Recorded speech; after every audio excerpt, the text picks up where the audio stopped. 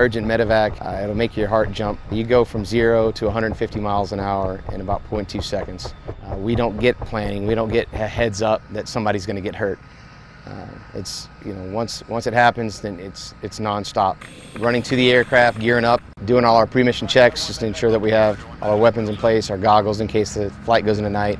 1 MPNR. 1A, we have your breaking station. Hi, Jim. And getting the calls into tower and launching the aircraft direct for mission.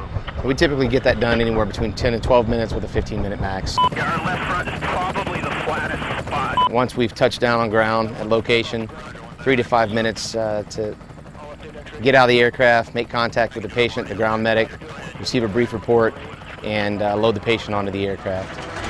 Once the patient's on the aircraft, once again, it's dependent upon the location. We could have anywhere from 2 minutes to 30 minutes to get the patient to the forward surgical team in the hospital.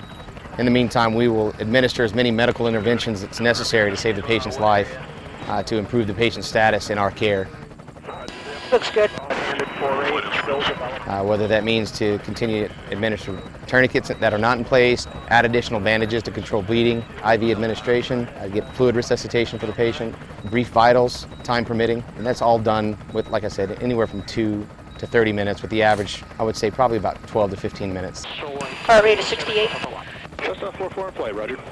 Pulse off 96. Alrighty. Normal sound assertive.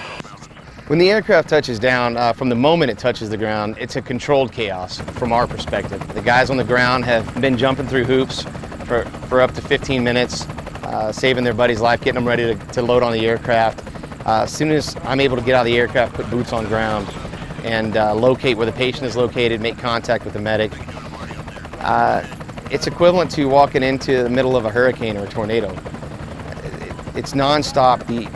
The noise from the aircraft inhibits our ability to communicate. You have to work extremely hard to get a clear message of what's going on from the medic or from the commander on ground, and to see what's going on with the patient. Got the, all right, got 1 MEDEVAC off the ground. Roger, 1 MEDEVAC, wheels up. I'll update X-ray. I can do it, I'm already up there. Roger, do it. Go ahead. All right. I allow myself to have a disconnect because I don't necessarily know the people. I can empathize with their situation and who they are and where they come from. Got 60 on the ground. Yeah, Roger. But because I see so much, and we as flight medics see so much in such a short period of time, some of the most traumatic and catastrophic injuries that any one person, just seeing it once in their life, could affect them for a long time. We see multiple on a daily basis, a weekly basis, a monthly basis. We have to maintain a disconnect to continue to help the next person. Fentanyl. His pulse has been in the mid-80s. O2 sat was 100% on 12 liters per minute. The patient expresses gratitude for your service. It doesn't matter how hard the circumstances or how threatening the territory that you go into. It's worth doing it again because you know someone is appreciative of what you've done to save their life and to get them out of that area where they thought they weren't going to live. Even though the results of my job and what I do are not necessarily tangible because I don't see a patient's full recovery, I know that I play a critical role in saving someone's life and getting them back home and to their loved ones. The flight medic is a person that chooses to do this job because they have it within themselves to give for someone that they don't know and probably will never know.